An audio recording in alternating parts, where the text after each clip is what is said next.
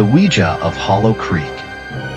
It was a stormy night when four friends, Sophie, Jake, Emily, and Sam, found themselves huddled together in the attic of Sophie's old family home. The storm outside was relentless, with rain pounding against the windows and wind howling through the trees, rattling the walls like a warning. The air in the attic was damp, thick with dust, but it wasn't the weather that unsettled them.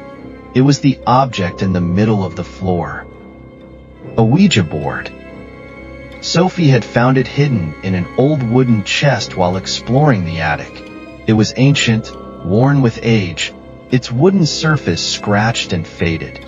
The edges of the board were chipped, the letters faded, but the planchette, smooth, cold, seemed almost alive. Sophie, in her usual thirst for something exciting, had insisted they try it.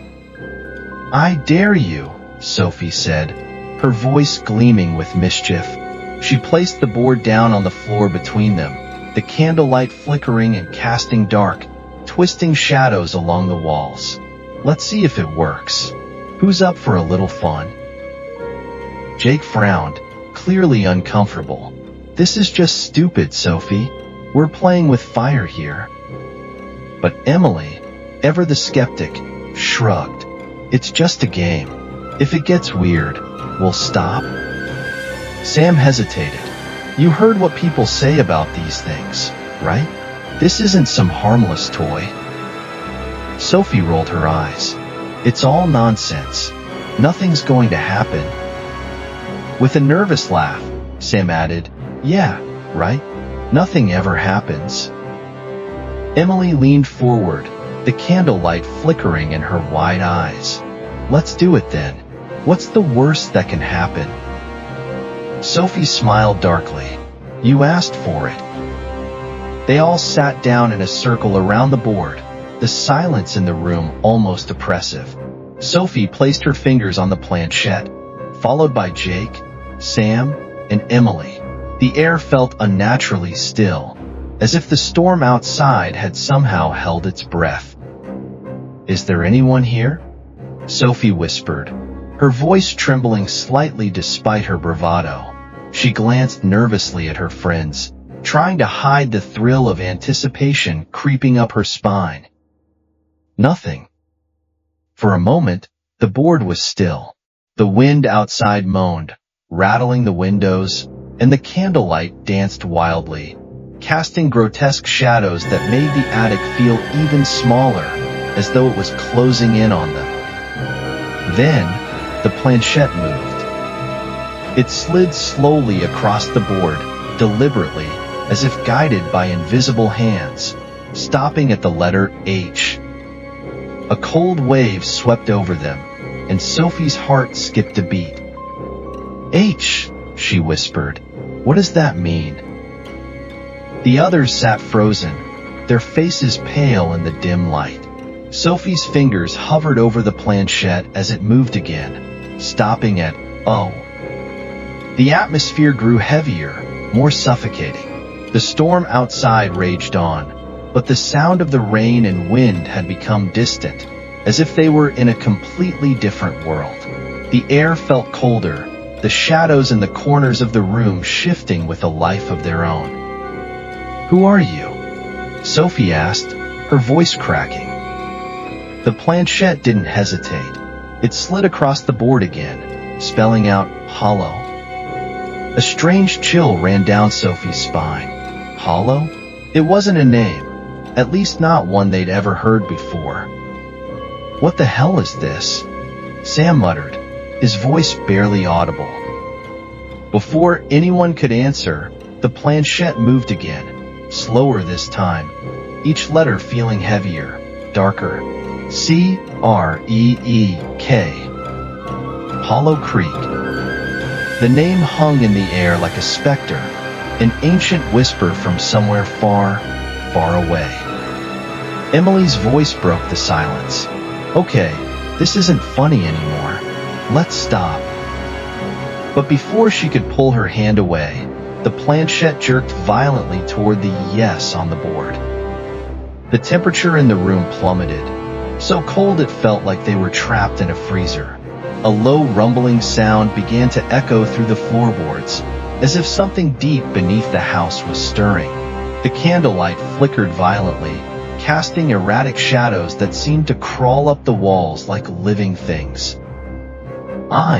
I think we need to end this, Jake said, his voice trembling. Sophie's fingers were stuck to the planchette, her hand rigid, as though it were no longer her own. Her eyes glazed over, and her voice dropped to a whisper, barely audible. It's not over. Not yet. Suddenly, there was a loud bang, like a door slamming in the distance. The friends flinched, but Sophie didn't move. Her lips parted, her eyes wide and unblinking. Leave, the voice seemed to say, but it wasn't Sophie's voice. It was deep, guttural, distorted, as though it were coming from somewhere ancient, somewhere far below the earth. What was that? Emily gasped, her voice shaking with fear. The planchette moved again, but this time, it dragged with a sound like nails on a chalkboard, leaving deep scratches on the surface of the board. It stopped at leave. The temperature dropped even further, and they could see their breath clouding in the cold. Let go of the board, Sam shouted, trying to yank Sophie's hand away, but her fingers were stuck, her grip as unyielding as stone. Sophie's eyes were wide, staring into some unseen abyss, her breath coming in shallow gasps. Then, a voice, darker than anything they'd ever heard, whispered into their minds, a voice that clawed its way through their skulls and made their blood run cold. You called me. You should have never come.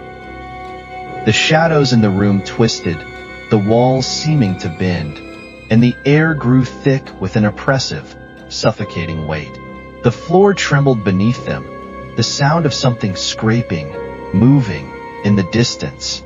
Sophie's lips curled into a twisted smile, her eyes now completely black, no whites to be seen. Leave, she repeated, but it wasn't Sophie anymore. It was something else, something dark. The wind outside howled as the attic door slammed shut with such force that it rattled the house. The shadows leapt from the corners, swirling around them like ink, enveloping them in cold, suffocating darkness.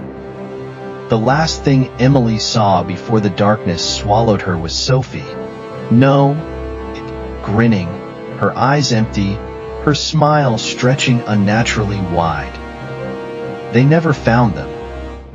Weeks passed before anyone realized the friends had disappeared. The Ouija board remained in the attic, untouched, the planchette lying eerily still. But if you listened closely enough, sometimes, in the stillness of the night, you could hear faint whispers, soft, taunting, like distant laughter carried on the wind. And if you were to visit Hollow Creek, you'd feel something watching, something waiting. Because some things aren't just games. They're warnings.